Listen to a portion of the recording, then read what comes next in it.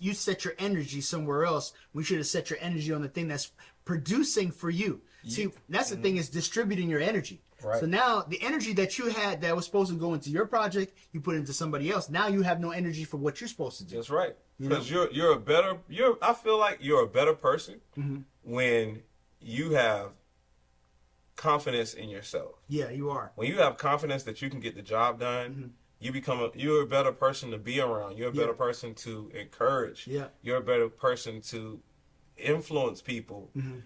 And then you can better help the people that you want to help.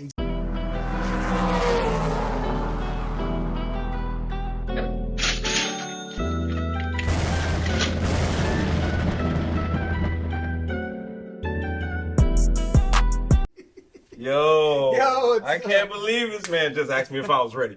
Are y'all ready? Are y'all ready, man? And I'm not going to be nice about it today. We're not going to be nice today. We're not going to be nice today. We're not going to be nice today. No, we're going to dig into this simp-like mentality, man. Yes, let's do it. Right here on the D&D Leveling Up podcast. And if you don't know, now you know. That's right, y'all, man. We getting into it, man. Get into it, bro. Hey, what we mean by simp-like mentality? Simp-like mentality, man. Being too nice, man. Too nice. Too kind. Too nice, like T-O-O. Overboard. Like enough to mess you up and that person. Yeah, that's exactly. That's how nice some people are being. Exactly. Man. And it's just too much, man. We just want to go through a couple points with y'all on how to tell if you have that simp-like mentality or you just being too nice. Being too nice. For the ladies, maybe you just being too nice. Yeah, it could be because you're allowing people to mess you over. It's too nice. Yeah. It's so too nice. Let's get. How you know? If you're too nice. If you're too nice. Excessively nice people might never really get to know who they are. Yeah. And the people around you might not get to know who you are. Yeah. Right? If you ask people, well, what about me? What about me? Yeah. And they can't tell you something about you. Yeah. Usually it's because you've gone along with everything that they had to say. And then basically your self-identity gets lost in that. You know what? Because you know what it is? It's that whole need to people please. Yep. And that's a big problem, bro. That's a big problem, bro. Because, when you think about it, like when people try to please you, you kind of feel it like it's inauthentic because it's an insecurity. You know what I'm saying? You're not really being your authentic self when you're trying to please somebody else. You know what I'm saying? And then it shows up in your mannerisms. It shows up in your actions. Shows up in your decision making. Yep. Because now think about all the things that you've done in this life that you've done because of somebody else because you wanted to make them happy. Ooh. You know what I'm saying? There's a lot of things, just to agree with you. You know what I'm saying? Yeah. There's a lot of things, bro. I'm not gonna get too deep into it, but I suffer from the same type of situation, man. It's like yeah, man, I'll help you out. I'll do this, I'll do that. And the truth is, on some type of level, I'm expecting something back. Yeah. And whether it's just, and it don't have to be monetary. It don't have to. It could be like, like I thought we was in this to like together to share. Yeah. Back and forth. You know what I'm saying? Yeah. So that both of us can grow. Now I know I'm in this thing, and we just like it's just like. Yeah. One of us doing all the work. Yeah. I'm just being me. Yeah. And you being you. You being you. And you know what I can't blame you for that. It's the expectation of you not allowing them to be who they are, or thinking that they're going to be somewhat other than who they are. That's the problem. Sometimes. Or you're being you. You're being which you. allows them to be who you really think they are in your head. Exactly. You letting them be like you. Yeah. I think sometimes like people that really do the excessively nice things, they just get too wrapped up in other people's heads. Yeah. Like you get too wrapped up in other people's thoughts. Like you gotta see your own self outside of yourself and be that person. Yeah. Because you gotta be that person whether that person likes you or not. Exactly. You gotta be you. You gotta be at all costs. Yeah, at all costs. And you have to be your authentic self at all costs, regardless of who's around.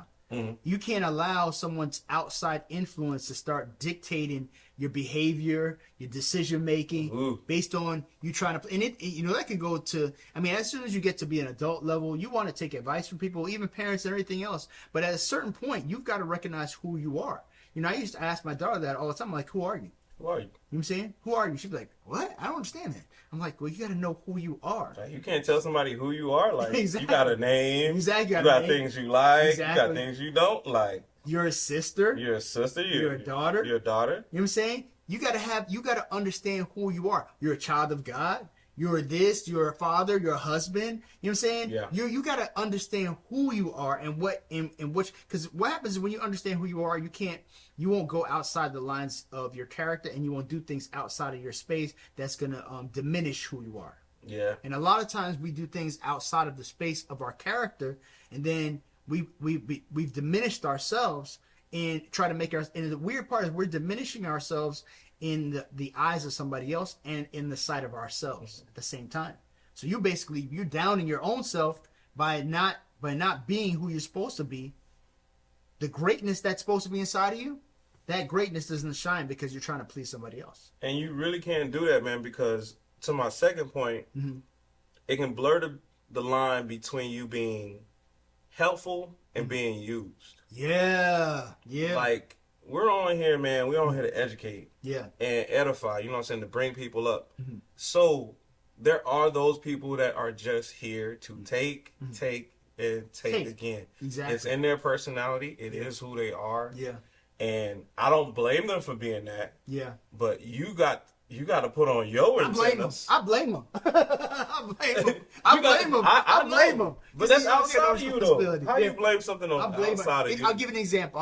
So I was watching Griselda, right? Okay. Now Griselda, she grew up poor.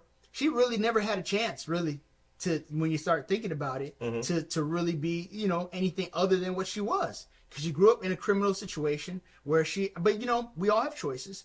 But her mother beat her all the time. She grew up, her mother making her do prostitution. So now she really doesn't have a chance to really get a certain type of life. She decided to follow another path, and that path, of course, led her down like even worse place. But at the same time, it's like she doesn't understand anything outside of who she was. I remember one time one of the cops talking to her is like, listen, she said, I bet you were thinking about me all the time. She said, I never thought about you once. Ooh. You know what I'm saying? Meaning to say that she knew who she was. She didn't care about anybody outside of that period. But do I blame her because she was in a criminal environment and just stayed with that environment? To a certain extent, yes and no, because you still have choices. You know what I'm saying? You still have choices. Like the people, it's almost like this. I think that the people who've been doing the certain things that are not conducive to us, who try to rob and steal and affect the things that we're doing, they might be selfish and they might have grown up in the atmosphere, but they still have a choice. You know what I'm saying? Right. So I do blame them. You do blame them? I mean, I don't mean people blaming themselves, but the people outside of that circumstance. Okay. Like outside of you. Somebody doing something wrong to you. Do you fault them for being themselves? Or do you say, maybe I shouldn't even been in your presence in the first place? That's what it, to be honest with you, I would probably what side are you taking? I would take the side of what you just said, which was the latter. I would say I shouldn't even be in your presence in the first place. I knew. Because I already knew. I knew. You went along with the story that I already created in my head by being too nice. You accepted all of this nice stuff, and I didn't pick up on, or I subconsciously picked up on that you are that type of person. Exactly. And this serves me in some type of way or fashion or something like that. Exactly. Or else I wouldn't do it. Yeah. Because I feel like sometimes the too nice people are like self-sabotagers. Yeah. Like king self-sabotagers. Like I'm gonna put myself around these people that take from me. Yeah. Like you could have put yourself around people that give back and forth, but you didn't do that. Yeah, that's true. Sometimes you just don't do that. You be around people who just want to keep taking and taking and taking and taking, and then you got nothing left. You got nothing left to pour from your cup. Bro, look, man, you got the whatever the world wants to pour. You need to take all that until your cup is full. Exactly. Don't pour. Don't be pouring out here. Being empty. But you know the funny thing is, the weird part about it is that when you do that situations, when you keep pouring, someone's going to continue to take as you pour. Yep. And you know what? You forget that you're getting depleted. No one's filling you up. You're not filling up yourself. You can't be yourself because you aren't filled up enough to do what you do. Yeah. Yeah. Now you're outside doing things outside of your character. Yeah. Like you were saying, you end up doing things outside of your character for certain reasons, and you can't be you. Yeah. Chasing other people's feelings, you know. And not even dreams. I want to say one. And I know you're gonna go to another thought. Yeah. But I was looking at like certain. Even I was looking at this movie because I love this movie because it's interesting. But I was looking at the characters in the movie, right? And I was like, yo, I would never be in that position for you to be over me like that, where you could just take my life in a situation. You know what I'm saying? Oh. Like, it's like, I remember one of the guys who came on there, like this guy named Chucho, right? He came in there, he started helping Griselda in the beginning, right? And he was like one of her hitmans or whatever. But he was getting all the junk jobs, all the hard labor, not getting all the money. You know what I'm saying? It was like, and the other people were like going ahead of him, and he was there. I was like, yo, but then you're in a position where like you put yourself in a position where where someone could take your life. You know what I'm saying? I don't want to ever be in positions like that. Like, you have to see yourself. You got to see yourself a certain type of way, right? She saw something in him when he was a dishwasher and tried to pull him out of there. But then you got to start seeing yourself beyond that. You know what I'm saying? You got to start seeing yourself beyond certain situations. Because if you can't see beyond what other people think about you personally, then you're only gonna be reflective of what you reflect in their eyes. You know what I'm saying? Yes, sir. That's a deep thing, man. You gotta like come out of watching other people's story, and start participating in your own story. Exactly. You know? Helping yourself out a little bit more. Things that are not benefiting you by being too nice. Yeah. All right. It's important to realize that it's okay. Let's back it up. It's okay. It's important to realize that it's okay to say no sometimes. It is, and you have to have a strong sense of self in order to say no to people. How do you keep your cup full? Say no. Say no. Say no when you can. In the right context. In the right context. Yeah. You know what I'm saying? Sometimes everybody's got an emergency. Yeah. I'm gonna say it like that, and it's really weird. You know what I'm saying? You get to a spot. I'm talking to those people that have made it. That have made it. Got a couple dollars in your pocket. Yeah. You got a little bit more money or status than your family, and they are on you. Yeah. About bringing them out from where they are. Yeah. When you're barely out from where you are. Yeah. Wow. Like you're barely out from where you are. Yeah. You think you're in this upper middle situation, and it's not. It's not. And see, it's really not. It happens. You know, sorry to cut you. You know, one thing I realized too is that they will keep you there, because if you're feeding out all the time. Yeah, I know. You know what I notice when I give people money, I notice that it's like sometimes I'm like, yo, I should give them a little bit more money so they won't bother me again. I like give them a whole bunch of money, right? Oh, right? That's too nice right there. That's too nice. But look, I don't do that. So look, listen. I say, listen, I'm gonna give you this amount of money, right? Yeah. Like anytime you feel like you need to borrow money from me, take from that account and don't mess with it again and borrow back and pay it back. Instead of you borrowing it from me every time, but sometimes I'm like, okay, I should probably bail them out and give them a little bit more. But I realize when I do that, that makes it even worse. They're going to want more money after that. Then they're going to ask you for money more often. I'm like, you know what? When they need it, I give it, but I only give what they ask. Yeah. Instead of doing and what if they ask me something, I don't give anything that I don't want to part with. Saying no sometimes works. It works out for you, okay? Yeah. So, me and my wife are at First Watch. Great place for breakfast. I love the coffee. And this lady shows up right next to us, and it's just like 80 pounds soaking wet, bro. She's like, "You have any money for me? I need to get to work." And my wife's like, "Huh? What'd you say?" And I tell her, "Look, she's asking for money to go to work." Yeah. I'm like, me. Yeah. Being me, I'm like, I want to give, I want to give her something. You want to be generous. So I'm like she just popped out of nowhere, and I'm like, I always reference, the Bible sometimes. I'm like, sometimes you entertain the angels. Exactly. You never know. You never know, yeah. Right? Yeah. You really never know. You never know. I'm going to tell you what, and I remember this part. Remember when I said you never know if you're entertaining angels? Yeah. So, I go in my pocket. I give her, one of what I had in my pocket, and it wasn't $1. Okay. So I was like, okay, this is going to work. Yeah. Let's take care of the problem. Yeah. And I felt like giving. I was like, man, I'm enjoying this great breakfast here with my wife. We driving our own car. We putting gas. We paying insurance. We living life. I'm good to give. Yeah, exactly. Right. So, and I understand that God's only giving what you putting in.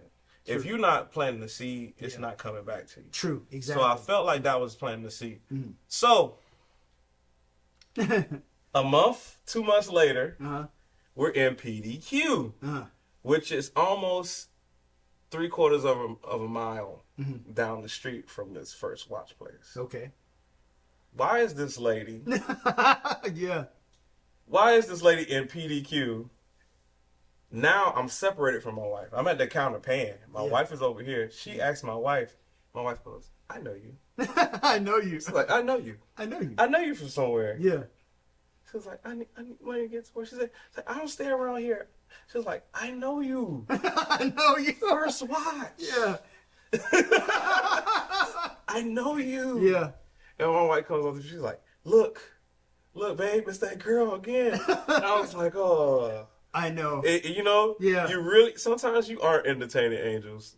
And sometimes that's the truth about it. You're really not. But the cashier says to me, she says, "That girl comes in here every day." What? Yes. Asking for money.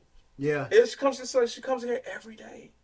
And it's funny because she disappeared. Like she hops in a car some up away and just disappeared. Wow. And she tells my wife she doesn't stay around here. Yeah. But she. Yeah. A month ago you were in First Watch. This month you were in PDQ. Why is she going to black people? You were in she PDQ. White or black? It was white. It was a Caucasian lady. She's a Caucasian. So this is so crazy to me. So it's so crazy, right? And I'm like, in my head, I was doing the ultimate good at First Watch. I was like, yep. There you go. That's white people wasting their whiteness, man.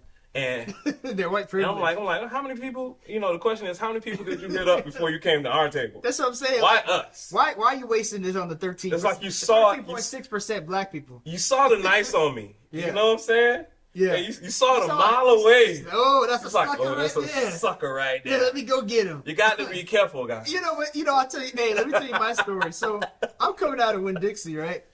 And I'm walking. This is nighttime. So there's another Caucasian lady, right?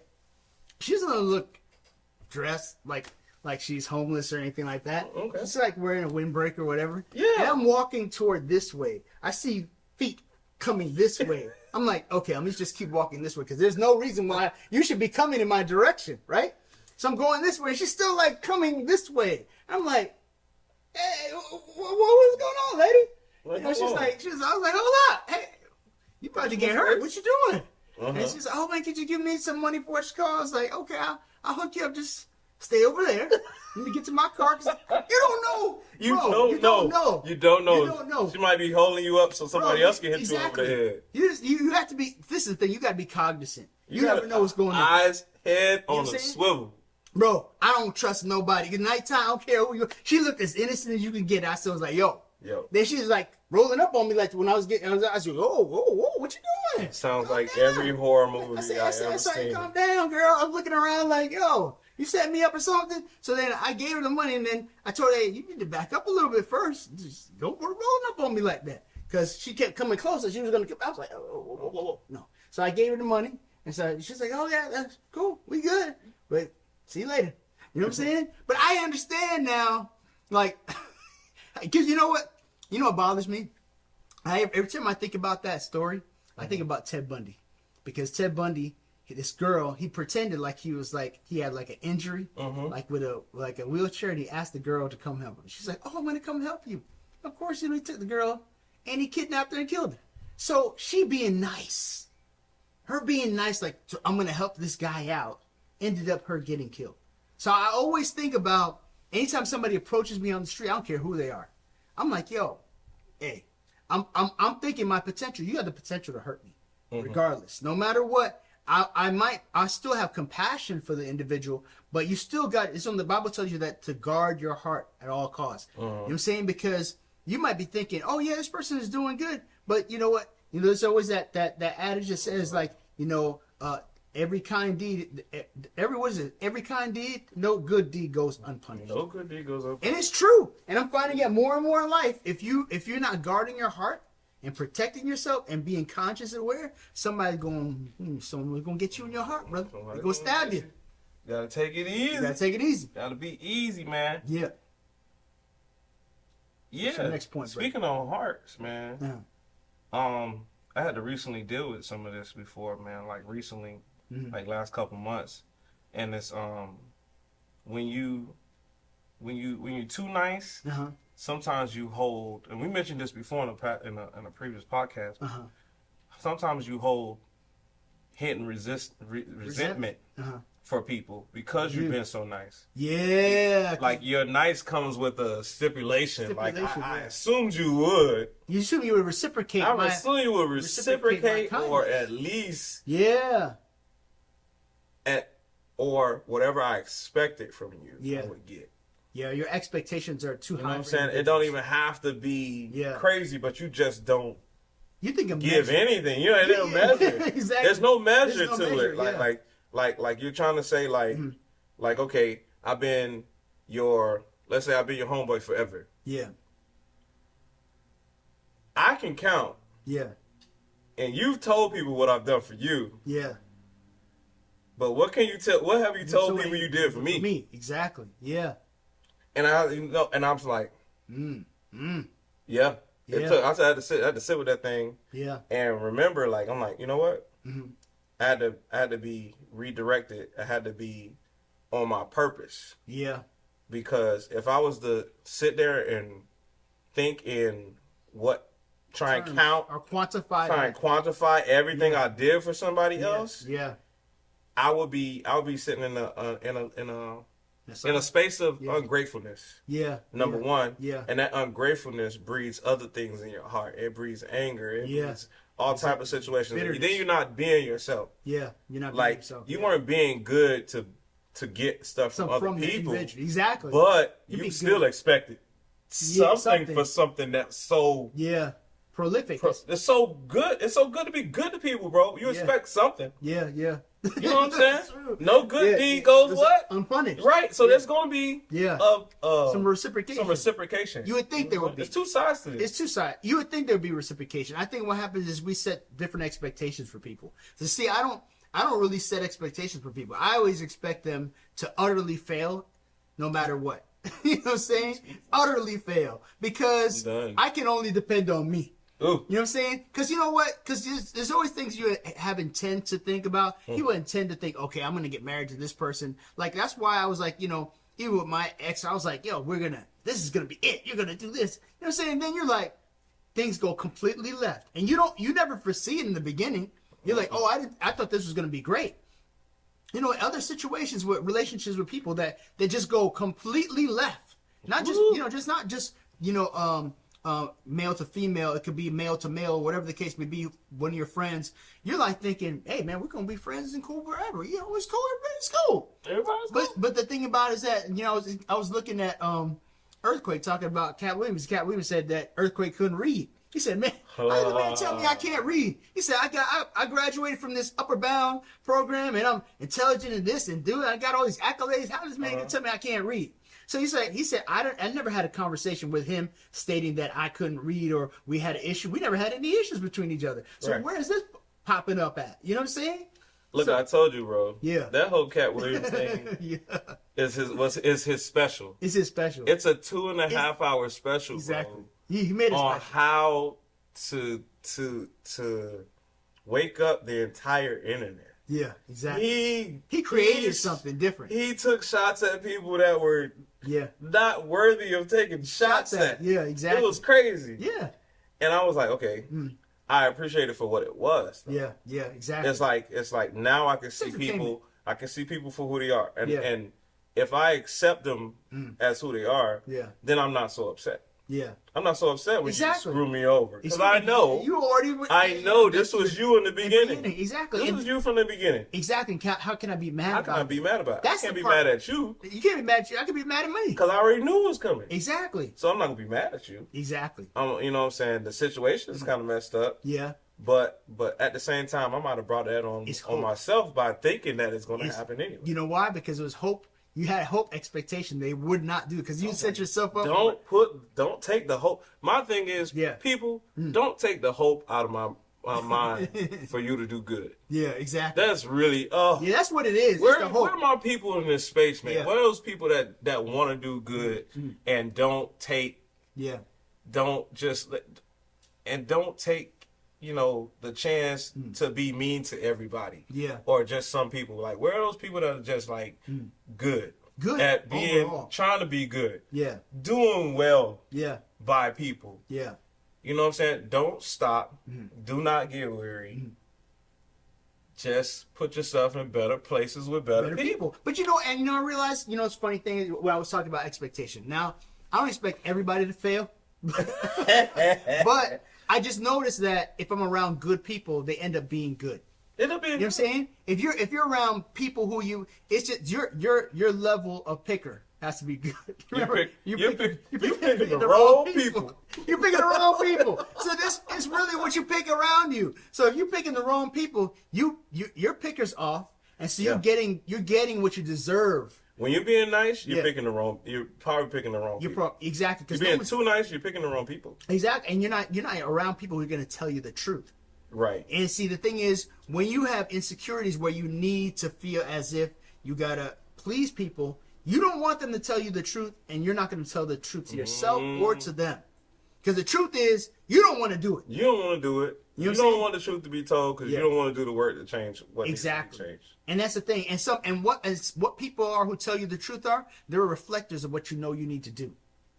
And that's what you really need. Get on it. Stop being too nice, y'all. Exactly. Stop being too nice. We don't want you to be kind. We still want you to be kind, but don't be too nice. Don't be too nice. All right? It might. You know what? It is harder to reach your goals being too nice to people. Yeah, it is. It's the truth. Yeah. You're spending your time doing something else to better other people. Yeah. And you got goals on your brain to do. Yeah. And you got things that you have lined up for yourself to make happen. Yeah. You put them off to do stuff with other people. That you should be doing for yourself. That you should be doing for yourself. Now, I don't find it the problem until it becomes a chronic thing, guys. Here's how you know it's chronic. You have an assignment or something that you need to get done. Yeah. And you end up paying for not doing the assignment because you went and did something else for somebody else. Correct. Because you set your energy somewhere else. We should have set your energy on the thing that's producing for you. See, that's the thing, is distributing your energy. Right. So now the energy that you had that was supposed to go into your project, you put it into somebody else. Now you have no energy for what you're supposed to do. That's right. Because I feel like you're a better person when you have confidence in yourself. Yeah, you are. When you have confidence that you can get the job done, you're a better person to be around. You're a better person to encourage. Yeah. You're a better person to influence people. And then you can better help the people that you want to help. Exactly. Because you're fulfilled. You're whole. Going back to the cup analogy. Once you're not full, you are pouring from something that's gonna keep getting emptier and emptier. Yeah. It's a bottomless hole sometimes. And if you get too nice, you got nothing left. Yeah, you got nothing left to give. And you can't really help. You can't help anybody. And then that person that you were being too nice to discards you. Yeah, exactly. Which is the worst part about it, because the thing is, you're trying to do things, and I've suffered this too before, trying to help individuals that I was trying to be nice to, and got situations where I'm trying to get them into a positive position, right? And then you end up getting burned for it. Because you end up getting burned for it, now you recognize that what type of person that you're dealing with. You know what I'm saying? Right. Then you recognize who you are, and you recognize you need to stop doing the things that you're doing at this point, because these things are detrimental to you. You got to start seeing yourself as not putting yourself on the back burner. It's almost like this whole thing with there's a book that talks about, I think it's called The King of Babylon, but it basically talks about when you're trying to save money. You've got to, in order for you to start saving and be wealthy and rich, you have to learn, the Bible talks about that God gives you the power to get wealth, right? So if he gives you the power to get wealth, one of the ways that you get wealth is by discipline. one of the first ways is by saving, is discipline to saving. I was thinking about the ways we level up. We didn't talk about that. I'm going to talk about one of the ways I leveled up real quick. One of the ways I leveled up this week is I tell you about my replacement theory. I was supposed to go and wash my car this week. It cost $40 to wash my car. The lady who was supposed to wash my car didn't show up. Instead of taking that $40 and spending it somewhere else, I took it, put it out, and put it in savings. Because it would have got spent anyway. It got spent anyway. Yeah. So now, if there's something that I know that was going to get spent anyway that I know I could take from, I just take that money and put it in the savings. So if I was going to go get my beard done and I didn't decide to go do it that day, and I decided to let it grow for the week, okay, $20, okay, that $20 is going into the savings now. Right. You know what I'm saying? So I'm doing, one of the principle is feeding yourself first so you can feed other people. And that's what we're here for, guys. Like, we go and we study and we read and we listen to these podcasts and we read these books, and I don't feel like keeping it to myself. Yeah, exactly.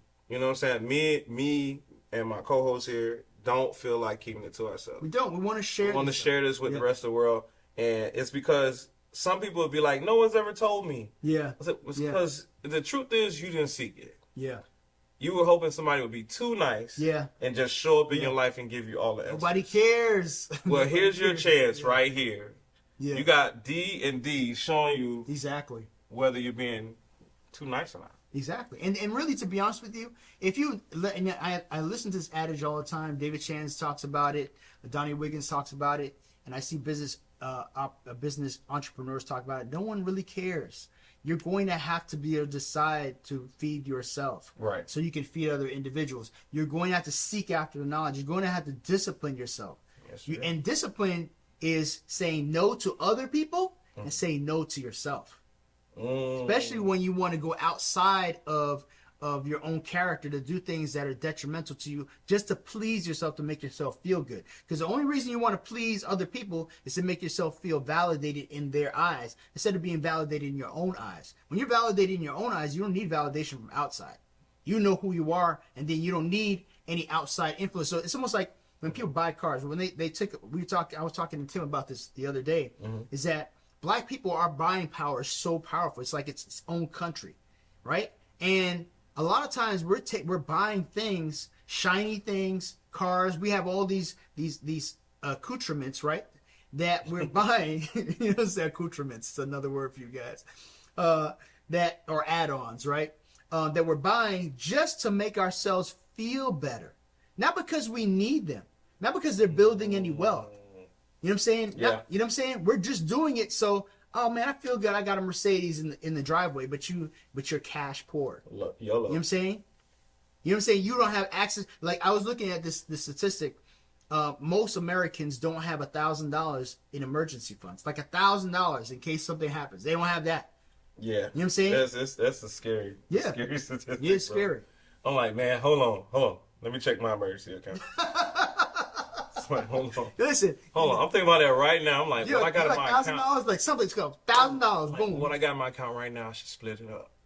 Yeah. And make an emergency amount. Yeah, exactly. It's very important that you make an emergency. You know what's one thing they say? Okay, so this is some financial tips. We're going a little bit on the finance side. You should be able to have at least 6 months worth of your rent already saved up. At least. Man, if you can get that. Yeah. If you can get 6 months worth of your rent, you can conquer this. You can conquer this space. Exactly. Understand? You can conquer your space. You have done something that takes discipline to do. Yeah. It takes filling your own cup first to do. Yeah.